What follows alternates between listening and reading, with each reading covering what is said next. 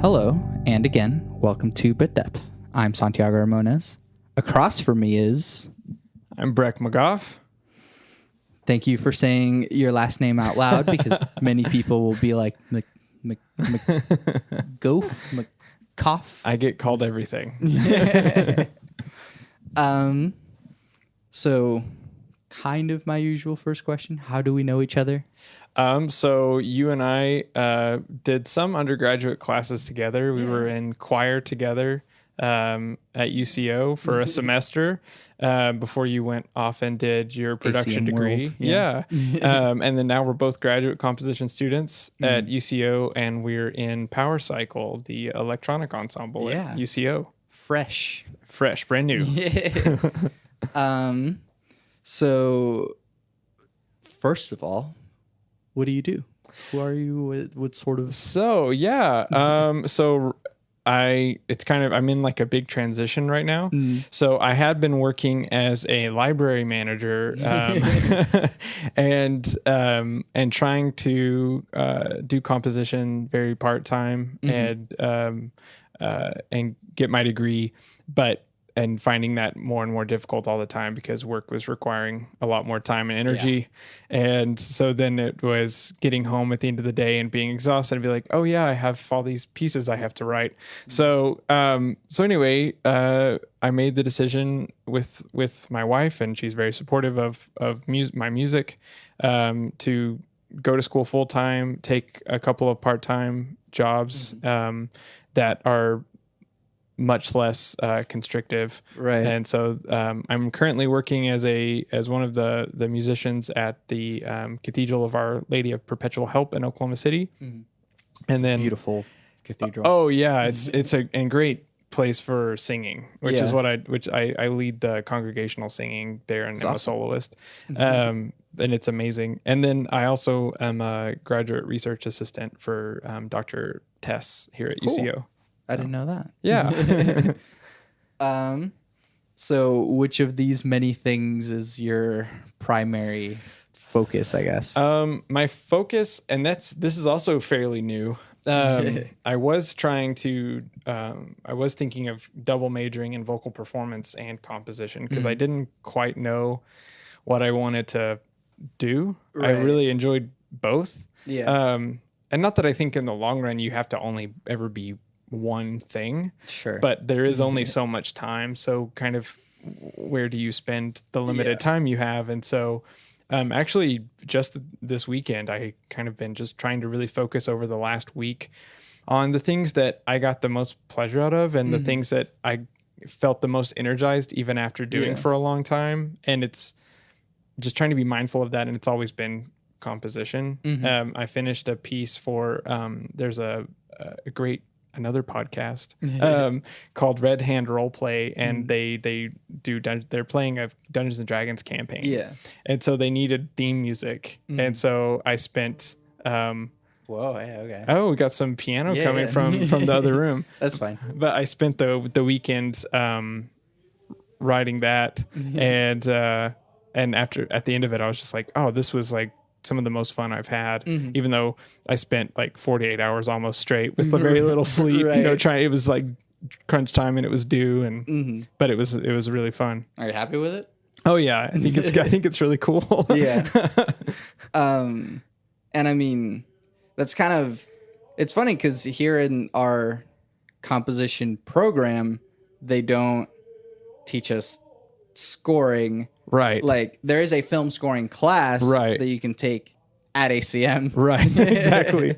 Right. But that, like, nowadays it's like if you're doing composition, like that's probably one of the main sources of income for most composers. Well, yeah, absolutely. I mean, most of the things I've written have been for projects like that, or like independent films, and shorts. I've done a lot of short films that I've scored, and that's been, if I actually made a list of every single thing I've written, that would be most of it.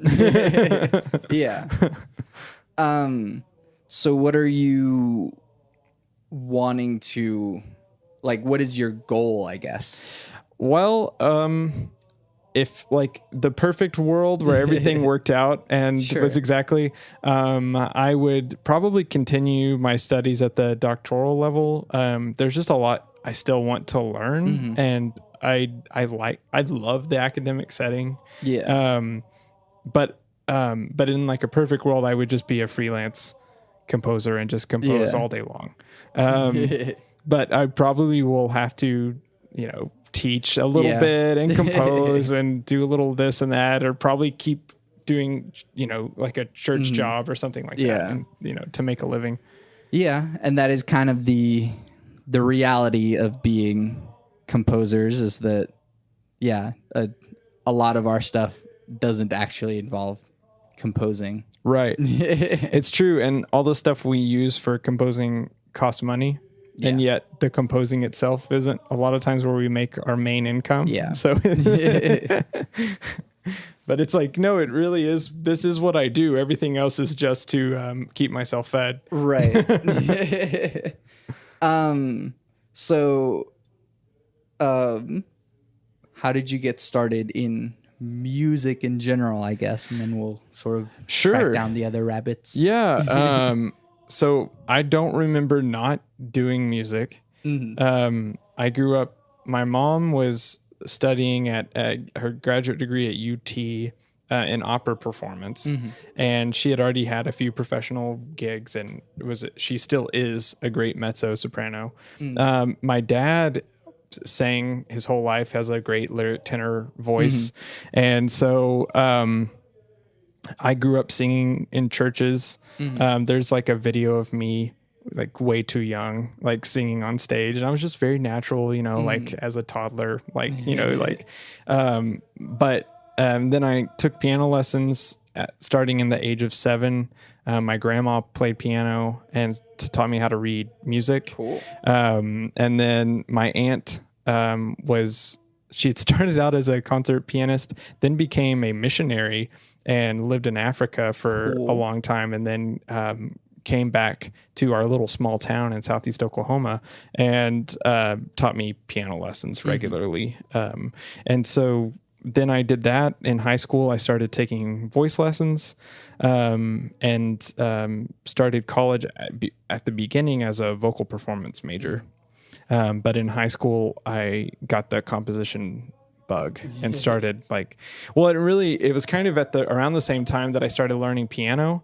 I would, my mom would hear me practicing all the time and then found out from my aunt that I was actually just playing my own stuff, and I wasn't actually learning noodling around. Yeah, and I wasn't learning the repertoire that I was supposed to be learning. I was just making my own music. So my senior year, I actually got to take some of my own piano pieces to contest, which was really cool because my piano teacher at the time was really supportive of that, and so that was really fun. Yeah.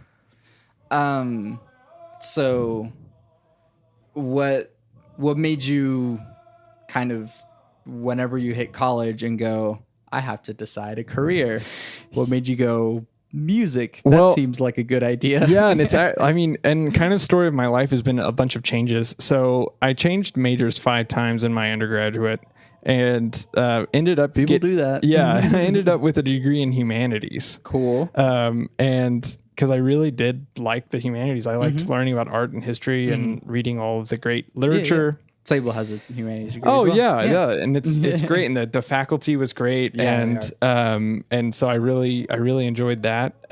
That's where I really got into film scoring because some of my classmates wrote and directed shorts. That's awesome. Yeah. And so my output in music skyrocketed because I was making all these short films all the time for them. And so that was really great. I got to go to some national and some of the films made it into international festivals. And so that was really neat. But still I was like, well, I can't do music as a career and I can't be a composer. So I actually went to law school. Cool. After undergraduate and did that for exactly 1 year and was like, this was a terrible mistake. And so while at law school, I joined a professional choir and the same summer, I had the opportunity to go to Italy and tour with this choir. And also to go to Italy. I was doing international law at the time, and I had the opportunity to go to Italy and do an internship with this, doing international law. Cool. And that was where it was like obvious that I really just needed to be doing music. That was what I wanted to do. I had two really cool opportunities, and that was kind of a pretty easy decision to make and go, okay. And so that's when it's obvious that I need to be doing, I'll never feel fulfilled if I'm not working as a musician. Yeah. What was law school like? I met some of the best people, and some really great lawyers who were doing really interesting things with immigration policy, who were really, one of my favorite experiences. I joined a team called Justice Bus, and we were in California, is where my school was, and we would actually, on certain weekends, they would bus law school students out, and we would help people with certain legal matters. We would have an attorney with us that would actually be there, but we were helping facilitate. And so one of the programs I was doing was criminal expungements. So people that had really small, like crimes on their record. So when they went to apply for a job and it's like, have you been, have you had a felony or you've had this? Sure. They would have to check that. Yeah. And then what is the likelihood that they're going to get that job at that point? And so a lot of times it was things like, petty theft, marijuana. Right. And so then it's like forever associated with them. And so with the expungement, we could show, okay, they don't have a repeated history of offenses. They've been keeping a steady job. They're doing these things. Yeah. So, and so it would get to where they wouldn't have to, that would be removed from their record. So it would really help get them a leg up. Yeah. For people that were really trying to lead a productive life. Yeah. So I loved some of the stuff I was doing, and the rigor of it was a lot of fun for me. I really liked, I was in a mock trial, which I really enjoyed because it was like being in opera, because you were definitely just putting on a performance. Yeah.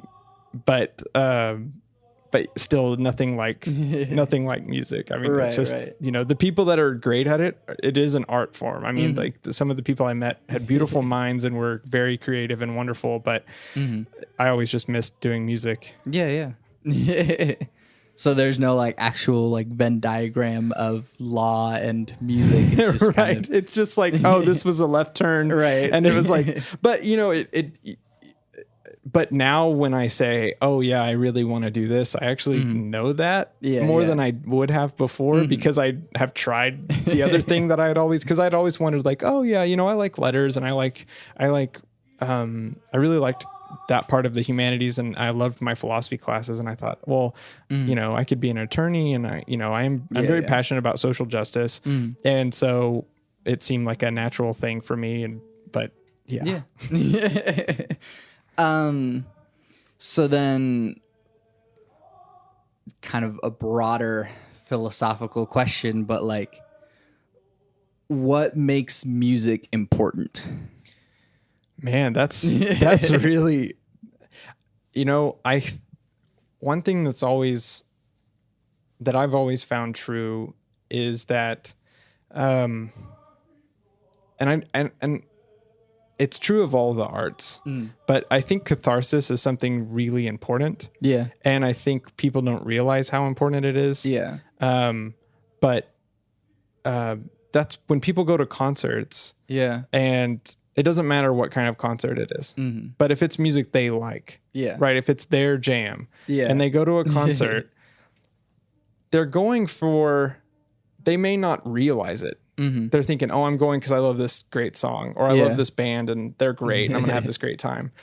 But when they go there and they hear that great song and see those performers that they like, and they're dancing or they're shouting, or maybe it's more subdued and they're going because they love, Dvorak's opera Rusalka. So it's a more subdued setting, but something, and, and they sit there and gently just cry in silence, because you can't talk or shout at the opera. Right. But whatever it is, whatever their jam is, that's to have that emotional release. is so important. Yeah. I think spiritually and psychologically, because I don't know. And to have that sense of wonder that I think the arts provide too. And the great thing about music that's different from the other art forms is that it hits you directly. Yeah. And there is the intellectual component of music. But you don't have to know all the inner workings of music to enjoy a piece of music. You can know absolutely nothing about scales and chords. Yeah. And still, when you hear the combination of them in a really wonderful way, they can speak to you. And then you have this like aha moment where you're like, oh man, I just feel so at peace with everything. Self-forgetting at oneness. Yeah, self-forgetting at oneness. I didn't even want to say it. But yeah, I mean, but that's definitely true. Yes. And I think it can happen with everything, no matter what you're listening to. That is a joke from one of the classes that we're in. You're not missing out on anything. It's like, whoa, is that a reference to something? So what is that music for you? Man, that's tough. I really got into 20th century and 21st century classical music in high school, but not in the way that my first theory teacher would have liked. I wasn't super into Webern, right? And dodecaphonic music, especially Pierre Boulez, who I still think is just, well, I won't. There may be Pierre Boulez, and if that's your jam, go for it. But yes, can that be someone's jam? He would probably be so mad that someone thought it was their jam that he would like find. You're not supposed to like this. It's like, this isn't to you be can't liked. just hum this. Right, exactly. But I remember listening to Philip Glass's Glassworks for the first time and just being like, oh, this is totally different than anything else I've ever heard. Yeah. And so beautiful. And so, yeah, I went into the deep end with minimalism in high school, particularly with Philip Glass, Terry Riley. Yeah. Arvo Pärt is maybe my favorite living composer. It changes because then I'll hear a piece from another composer I like. I'm like, oh no, that's the one I like. Yeah. And so when I I can even a piece of Pärt's like Berliner Messe or his vocal piece Summa. Well, I think the vocal version is called Credo. There's a string version called Summa, but I've heard those like millions of times. And if they're on, it's just like, I don't know. It's this most amazing music that it's otherworldly. It totally removes you from, I don't know. And it's not, it's not always the thing you want to hear. Right. You're not going to have a dinner party and you're like, all right, everybody. It's like, this can't be background music, so no one talks for 2 hours. We're just going to listen to a bunch of Arvo Pärt. Right. Although Arvo Pärt does make some pretty good background music. Yeah, it does. It does. No, it is. I just love it so much. I can't let it be background. I'll be like, shut up. Shh. No, this part right here. No, this part. Yeah. And so recently, I discovered the music of Kaya Saryaho, and she wrote L'amour de loin, and they did it at the Met, I think 2 years ago now. And so I got an interlibrary loan of the original production, and after after the end of that opera, and I used to be really into opera and loved all the Verdi and Puccini and all that stuff. And then I kind of haven't been so into it because it's so dramatic. It's so overwrought, And so I like more subtle expressions. Sure. But still watching this and after it was over, I just had to like sit in silence for about at least an hour. Dang. And I just sat there and I was crying off and on because it was just incredible to see something so new and fresh. I don't know. It was just it's an amazing, she's an amazing composer and is totally doing her own thing. She's not, you can listen, you're like, oh, they're trying to sound like, is like, this is like this. And that's, I don't know what that is for her. It's, which is really inspiring to have people like that. So those are that's what I listen to. Yeah. Has learning more about music and how to compose and scales and theory and that, has that taken the magic out in some sense? There have been times in the middle of it where yes, because in that moment when I'm stressed about this has to be this way and this, or if I'm working on, like, for instance, a counterpoint project where that's the point of that. Yeah. But when you actually listen to a piece, the magic is always there. Yeah. If the piece, you're not paying attention to, like, I'm not. Yeah. thirds, fifths. Right. Yeah. And I, you know, I had my first theory teacher when I was at Southeastern was, he did do that when he listened to music. He was just analyzing Constantly. Constantly. Yeah. He had perfect pitch, and he would just, that's a curse. Yeah. And he always said that. So it was hard for him because, especially if a piece was really simple, because then he was like, I get it. You know, so he couldn't, like, appreciate, you know, more simple music, which sometimes I feel like getting to the core of the matter in a piece is more beautiful than a lot of complexity. Yeah. Unless the complexity is necessary for the piece, but complexity for complexity's sake sometimes can take the magic out too. Cause it's like, well, there's a piece in there somewhere if we get rid of all of this. Or then you just start sounding like Milton Babbitt. And it's just the sound of math. Yeah. Oh, Babbitt. Yeah. Well, it's still interesting to analyze, but that's about it. It is. And there's a lot of pieces like that where it's like, oh, this is neat. Yeah. On paper as a homework assignment. Yes. But, you know, I'm not going to invite my friends to a concert. Be like, yeah, we're just that's also not something that you can put on in the background. Right. Because it's like, what is going on? What is this nonsense that you have that you think is like, oh, this is good ambient music? Right, exactly. Right. No,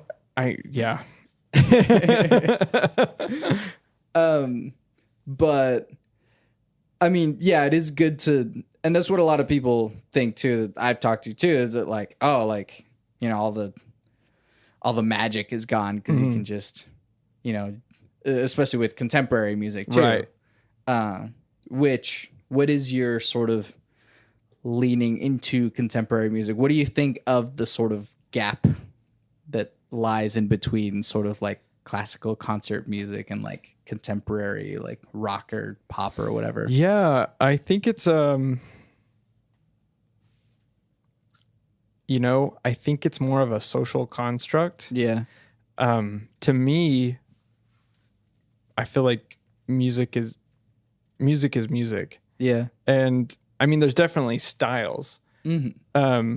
So, you know, if somebody's doing jazz and they're doing it in a jazz style, right? So, like, there's styles of music, but I feel like the whole, like, this is art music and this is not, I think comes down more to, for me, would be individual pieces or songs. Yeah. Not so much a genre or a style in and of itself. Right. Because there have been pieces, you know, by Radiohead or Bjork that I've listened to, and I said pieces, not even thinking, but they're songs, but you know, but I feel like they're beautiful compositions. That can stand up next to other beautiful compositions in more of a classical style. Definitely. You know, and no one can tell me that Nina Simone wasn't one of the greatest artists of the 20th century, you know, because she did jazz but she didn't do, you know, opera or she wasn't a real concert pianist. She did jazz piano. Right. But anyway, but yeah, I feel like it's, you know, and it's really bad in America too, especially. Yeah. And I think part of it is that classical music in America, we were trying to prove that we were really cultured, like Western Europe, right? Because we were a new country, and I think that's still part of it too. Where, you know, it's like, because in America, I mean, the classical music is still so very 19th century and whereas in Europe, when they're putting on a lot of more contemporary productions and doing things where, you know, it's that line between what's pop and classical is a little more vague. I actually watched a documentary on Penderecki, and they had what's the guitarist from Radiohead? Johnny Greenwood. Yeah, Johnny Greenwood. So they were in Poland, and they were doing a concert of music by Johnny Greenwood. Yeah. And music by Penderecki. And they did like Trinity on the Victims of Hiroshima. And but it was like the venue was a rock concert. Like people were standing up and screaming, and Penderecki comes out to the podium and people are like, ah. And really it's just like, what? That's really cool. Like that doesn't happen. That's not, we don't have a thing like that where you could even put on and have thousands of people come. I mean, that's just like that's really neat. Well, I'm sure more so for like Johnny Greenwood, obviously. Yeah, but like, sure. He is a rock star. Yeah, right. Yeah, exactly. But like also, to me, one of the best film composers that's working. Really. The Phantom Thread, the score for that movie. I've been meaning to watch it, but yeah. It was robbed of an Oscar. No, it didn't win because they No. But yeah, it was nominated. But I think that's even part of that kind of thing where he's not a real film composer. Sure. He's a rocker that dabbles. He's in Radiohead. Yeah, exactly. And then but this score is like Debussy and Ravel. I mean, but not. I mean, it's his own style. It's just, but it's amazing music. And I mean, what I have seen is like There Will Be Blood. Right. Oh yeah. Like what score can you even compare that to? Yeah. Like, it's yeah. No, I love that. But I am glad that like, I mean, at least now we're trying to sort of blur that line, at least with what we're doing in Power Cycle. So I guess in your own words, try and describe what Power Cycle is. So Power Cycle is an electronic ensemble made up of 3 graduate student composers, who come from very different backgrounds and approaches to composition. But it's almost, I never kind of thought about this till right now. Right. It's almost like a chord.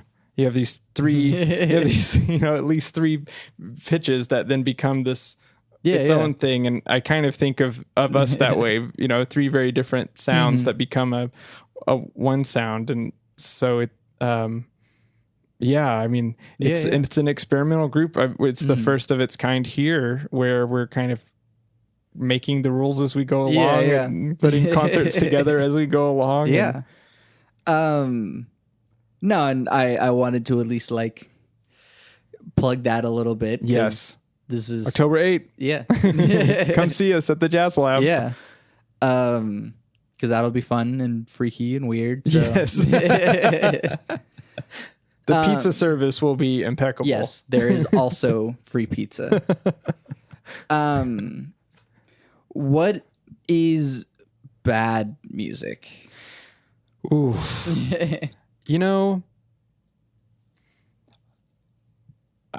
I don't know. Yeah. That one is harder for me to answer than like what is good music almost. And I think to me, I would think the only thing that maybe I would think was bad is something that somebody didn't care about when they made it. Sure. But like so much, there's so much subjectivity to what's good and bad. Yeah. My mom, for instance, has really good taste and even really like some modern composers that I like, abhors anything Bjork's ever done. Like it just like sounds like nails on chalkboard to her, and it's like, and I know she has good taste. Yeah. And I know she knows good music and she knows how music works. But I think so much of it comes down to just personal preference and your own life experience and what sounds you enjoy. But yeah, I would just think, if someone's really putting their heart and soul into something and it really means something to them and they make it, maybe I don't like it aesthetically, like the sounds themselves I don't like, or the combination of things, but I still wouldn't call that bad music because somebody did something and put something out there and believed in it. But I would say if somebody's like, you know, oh, I gotta just do this and I don't care about it at all, and you know, then maybe that's bad. Right. But yeah, it just feels like a hard. But we also kind of do that through, I mean, maybe you have to score something and it's just like, let me just crank this thing out.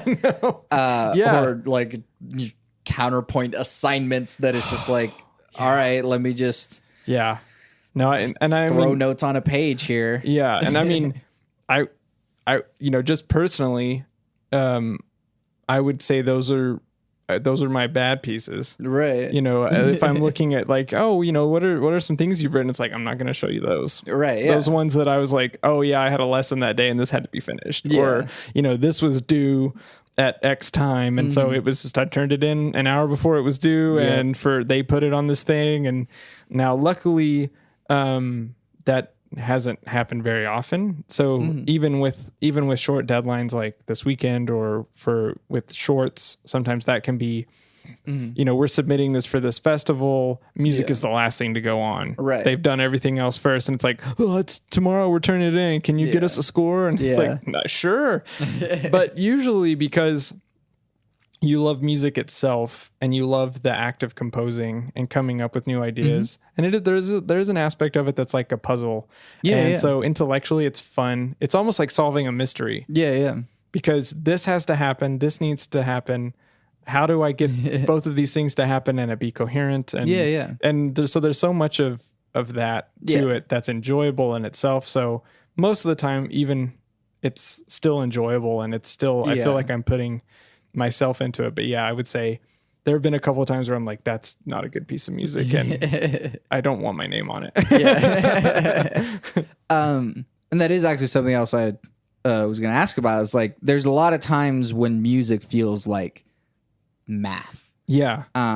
And I guess that kind of circles around the whole, like taking the magic out of it. And that, like, there is a process, or there are scales, there are puzzle pieces to sort of put into place. But you think you have to be like a little bit math brained to be a composer? I don't know. I've thought about this a lot because the math for me comes in later in the composition. So the initial thought is always like humming a melody to yourself or something. For me, you know, and I think because I'm a vocalist, it's either like something that comes to mind or that I sing, or it's something that I find on the piano. Sometimes, especially when writing for piano, my fingers kind of find where they would like to go. And so that can be the basis for something. But there is almost like this weird, like sacred mystery to the process. But the only time I've sat down and mathed a piece from start to finish probably was in counterpoint class. But you know, there's always, you know, what my goal is, and I guess this doesn't just relate to certain kinds of pieces, it's kind of everything, but there needs to be something interesting. And that can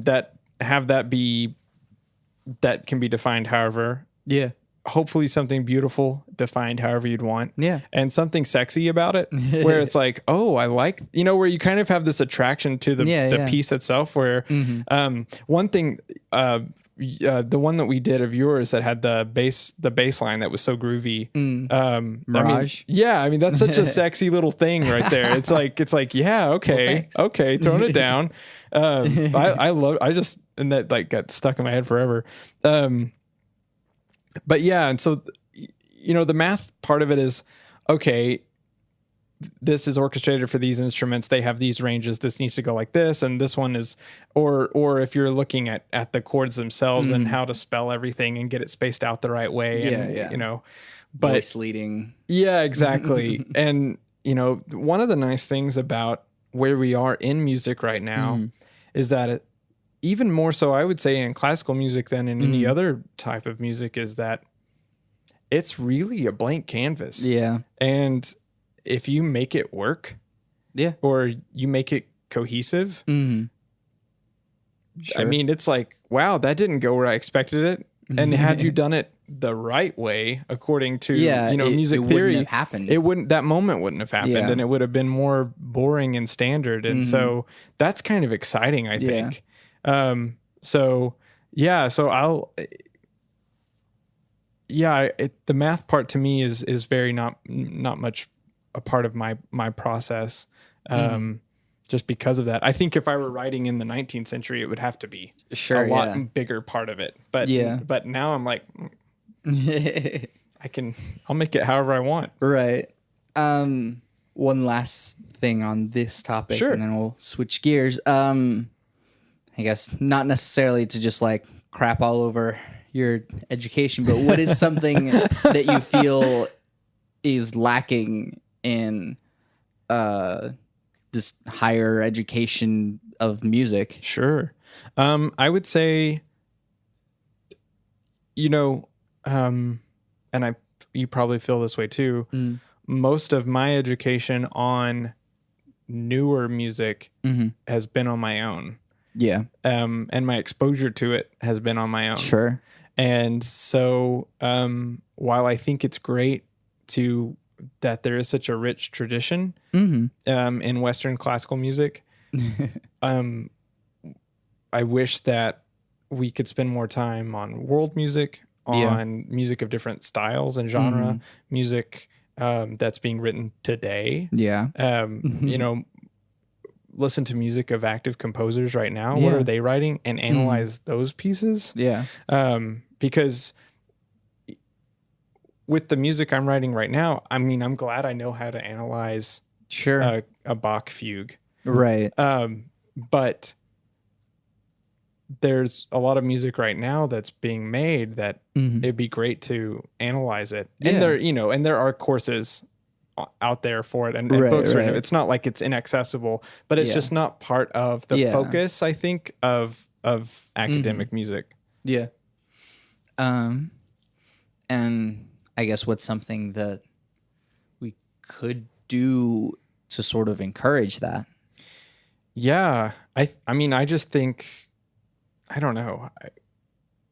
I have a class just dedicated to that, or have a play it. I mean, put more of it in concerts, and some of the ensembles do a lot better job. Like being in choir, you do modern composers all the time, and a lot of living composers when you're in choir, and I guess it's the same way in wind band. Eric Whitaker is the rock star of choir. Oh man. Oh, gosh. It's the hair. It's the hair. It really is the hair. That's all it is. It's a secret. But symphony orchestras put on a lot of. They're doing Brahms. Yeah. And when they venture out, they're like, "Oh, we'll do Stravinsky." It's like that's over 100 years old. So. All right. Well, switching gears.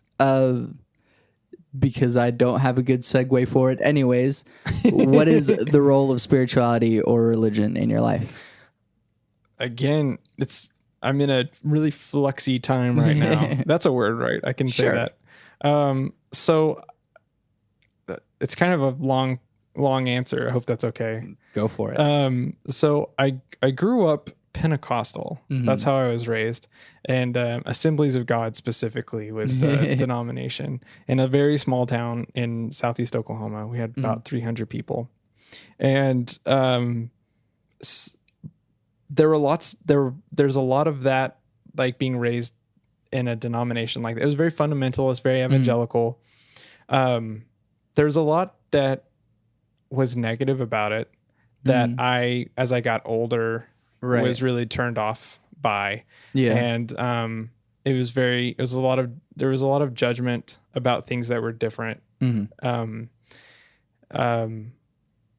a lot of rules, and I don't know.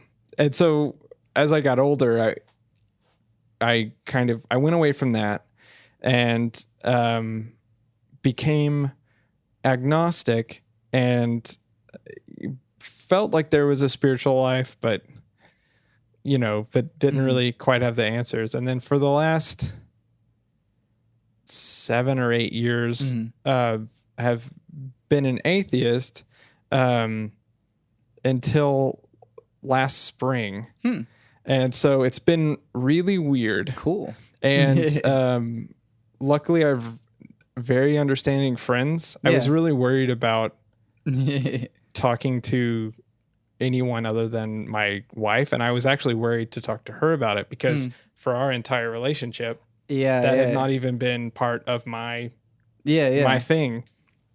And so I'd always had church jobs, even though I wasn't religious. And if they are a good church, they will hire anyone because they need good musicians. And how a mass is. There's lots of singing, and there's at the cathedral, there's lots of specific things that you have to sing and the way you have to do them, and all this stuff. And so it's so that part was always fun because it was like a real performance.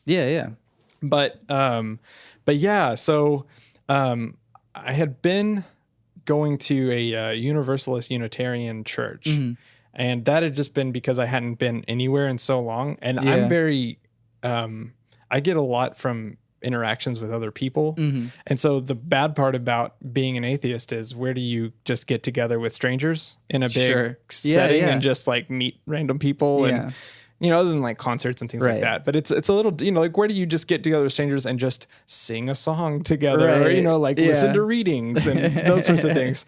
So I was really there. I found a really cool congregation. And, they read everything from Henry David Thoreau to, Mahatma Gandhi, they just kind of, everything. And I really liked it. But it kind of was like the gateway drug to go there for me because, sorry, I had an ant on my arm. No, you're fine. And so, I had worked at the cathedral previously, and then got my job at the library, so I didn't need to have the extra jobs. Sure. And I was happy to go because I was like, I'm not getting anything out of this. This is just a paycheck. So last year, last spring, up before Easter, for all the Lent and Holy Week services, right before Lent, their tenor quit. And their soloist. And so they weren't going to be able to do some of the pieces that they had already been rehearsing. The cantor schedule was all thrown up. And so I got contacted and, would it be possible for you to just come back and fill in? And I was now back in graduate school and working a crazy job as a manager, and was like, and for some reason I was like, yeah, I'll do that. That sounds fine. I have no free time. What's one more thing? You should never say no in the music business. Right. You just never know. And so I went, same songs, same people, same everything else. I have no idea. But this time I was just so moved by the whole experience of the mass. And so anyway, on Easter Sunday, I talked with my wife and said, I want to join the church. And she is Catholic, but has been kind of like culturally Catholic, and so hasn't been like, super. And so, she was a little bit like, okay, but because it was a little unexpected. And then I had to talk to my parents, about it and everything. And so then it was kind of like slowly filling people in because it just hadn't been part of who I was. And then to have the experience of like growing up Protestant and evangelical. And then like, I don't know, going the opposite direction. It's just been weird. And it's like a lot of things. It's like, you can't really explain it into like, in particular, like why I felt like at that time I was like, no, this is the right decision to make. But so that's been I've been on a weird, no, that's really interesting kind of thing. So this is still fairly new. So, well, it's kind of interesting because you're like on the opposite side of like where I am. Okay. We just talked about it. So like you sort of flipped my story in that it's like, oh yeah, I was like, atheist for a long time and then became religious. And I'm like, I was very religious for a long time, then became atheist. So like it's, and does it go the same way? Is it like, do your friends have to like know this about you now? Is that like, I don't know. Because I thought about just never telling them. But I love my friends and I didn't want them to just know part of my life. Sure. So I wanted to, tell them. And, and some of them, the entire time they've known me, I haven't been religious at all and have been opposed to most religious things actively. And so it was kind of, it was scary. It was, I was really stressed out to even like talk to some of them about it. Yeah. And, the responses I got were great because it was like, well, you're wrong, but you're still my friend was kind of their response. And I was like, that's all I want. Like, I don't care. You don't ever have to like support me at all in this, but just know it about me. And, so because I want people to know the full, close friends and family to know the full picture. But what sort of, how have you grown in that regard, in that now that you've become more spiritually involved, how has like your behavior changed? How do you treat other people? I think and this sounds so like some of the stuff is so simple because it's like, duh, why did that, it's so much is timing too. But one of the songs we were singing for Easter was talking about seeing the face of God and the people on either side of you. And that probably more than anything else kind of bowled me over. And then I kind of realized that the whole thing is about love. And, and specifically with Christianity, which I'll put a tack in that, but, but even like to the crucifixion and everything, and this whole thing of laying one's life down is the whole gospel according to Jesus. It's all about love your neighbor as yourself is the whole thing. And when that sounds so simple, right? But when you try to act in that way, it's really profound. And it has changed the way, I don't know if it's because I've always tried to be a loving person, and that's all. I'm naturally more huggy and lovey. But I've been more consciously aware of when I'm with people to really give them my attention and to spend time with them in a meaningful way and in a mindful way, and to do things for them, and be more available and more present. That's been a big thing. It's been a huge thing to start praying again, because that was so not part of, my life for a long time, probably about 10 years that I just hadn't even like prayed. So that was interesting to start that again. And so that's now part of my morning routine is to start the day. I read the daily readings, and then do a prayer, which is a combination of more like the traditional petitionary prayers, and then a lot of sitting in silence, and something more closely attuned to meditation. But I have felt a lot, just things I've noticed about myself as a musician and as a professional. I've noticed a lot less anxiety about performance, about the compositional process. I would get so afraid of not doing well on a piece, I wouldn't even start one, so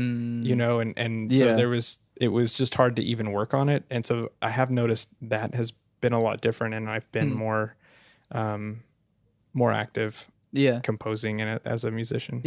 That's really cool.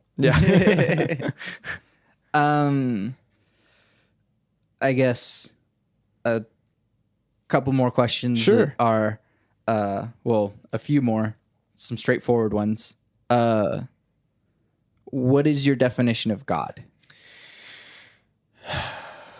I think for me, God is the ultimate mystery to the universe and is the ultimate answer to why we love.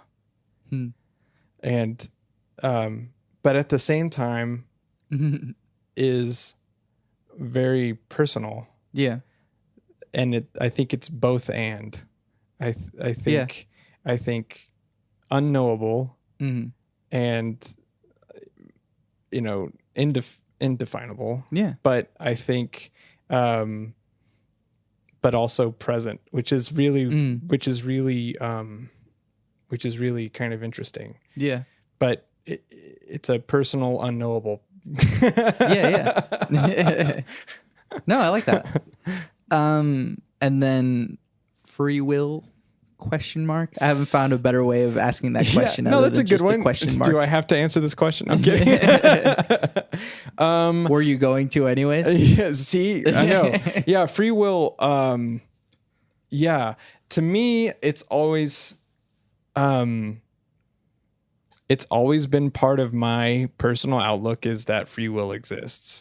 I have friends who are philosophers who can do a very good job arguing that it doesn't exist. Yeah. And I cannot compete with them in my philosophical rigor. Sure. But at the end of it, I still say I'm right. And I think the profound experience of love and of wonder at love or acts of kindness that you receive, or when people do things selflessly for you, if there weren't free will, then that act wouldn't be miraculous in any way. It would just be, oh, well, they have to do that because, so, which in itself isn't an argument. It's just saying, well, that would be a shame. So for me, free will makes more sense. Sure. But I do know that the sophists among us can argue both sides pretty well and come to good conclusions. 2 more questions. Sure. I'm trying to be mindful of your time. Oh, and if we it's we're good. So what advice do you have for people? Wow, I don't even feel nobody's qualified to give advice. I would say if I could talk to myself, I would have said to be more accepting of people at an earlier age than I was. And I think when I was an atheist, could be pretty unaccepting of people who were devoutly religious, because I saw them all as, small-minded simpletons who were, not trying to figure anything out because they had all the answers that they needed. Sure. And so I think, like we've talked a little bit about, and I think you definitely agree with this, is that love is so foundational with everything. And if we can really focus on that and focus on what that really means. Yeah. And because I know people who have been personally hurt by people in the Catholic Church.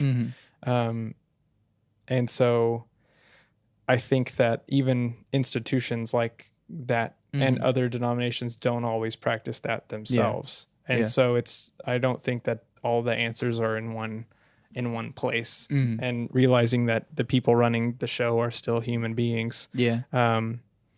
But for better or worse, but if love is the focus with everything you're doing, with your career, when you're at work, when you're whatever you're doing, I think that you'll have a more beautiful life. And it may not go the way that you expected it to go. but it will be infinitely more interesting. Yeah. Yeah. I like that a lot. Lastly, probably the hardest question here. Oh no. Cake or pie? Oh, this one is so easy. Oh my gosh. Pie, 100%. So, sorry, I have a little story. Go for it. So when I was getting married, it was a big thing to pick out the groom's cake. And so I knew, I was like, if I'm getting married and we're having like a ceremony, there's not going to be a groom's cake. So we had an assortment of pies on the groom's side. And so my favorite pie is a Southern raisin pie. Interesting. And it's a really interesting pie. After the raisins have been soaked and then baked, it becomes this really gooey wonderfulness that's inside, and it's a really great pie. But yeah, pie. I'm trying to believe you because raisins usually ruin everything. Yeah, it's like music. It's one of those things. The most beautiful pie to me is just, inedible to someone else. But no, yes. I'm also pie. So, oh, nice. Yeah. Okay, good. All right, well, we can still be friends. Yeah. Atheist, Catholic, whatever. Whatever. We'll make it work over pie. Right. But like pie at least. Okay. Yeah, we got that. We got that down. Breck, thank you for doing this with me. Absolutely. This was fun. Where can we find you and your things? You can find me at I have a SoundCloud. It's probably the best way to find my music because I try to keep it updated. I have a website that will take you to my SoundCloud page. It's just my name, breckmcgough.com. Yep. It's the best way to do it. And it's don't look at my webpage. Just listen to my music because it's terrible. Not my music, the page. Right. No, your music isn't terrible. I'm a good salesperson. You can tell. Well, thank you for doing this with me and for spending the time to talk Absolutely. No, I love this. Yeah. Once again, I'm Santiago Ramones. I'm Breck McGough. You can find everything that I do on my website, santiagoramones.com. There is music. There is this podcast, which you can listen to on iTunes or your Apple Podcasts, the app that you have on your phone that no one ever opens, but it's there. If you don't already listen to podcasts, that is. Right. So it's also on YouTube and on Stitcher if you listen through that. I guess whoever listens through Android can listen through Stitcher. On all of those things, you can leave reviews and comments and let me know and be like, I think Breck is awesome, or I think Santiago is stupid for not liking raisin pie. So say whatever you want on the things. I like knowing who is listening. And then also is my music, which there is some SoundCloud stuff, and there is also a demo of music, which is a Songs with Words demo. Which you can pay zero money for, or you can pay however many monies for. And you can, support me in that way. It's weird having a sort of digital tip jar that, like, if Bill Gates would come around at some point and just be like, oh, I like this guy. Here's $1 million. Yeah. That would, We can build the Institute for Modern Music. Not with $1 million. Oh, yeah, totally not. Yeah, that's $1 million is chump change for educational That's institutions. True. You're so right. You're so right.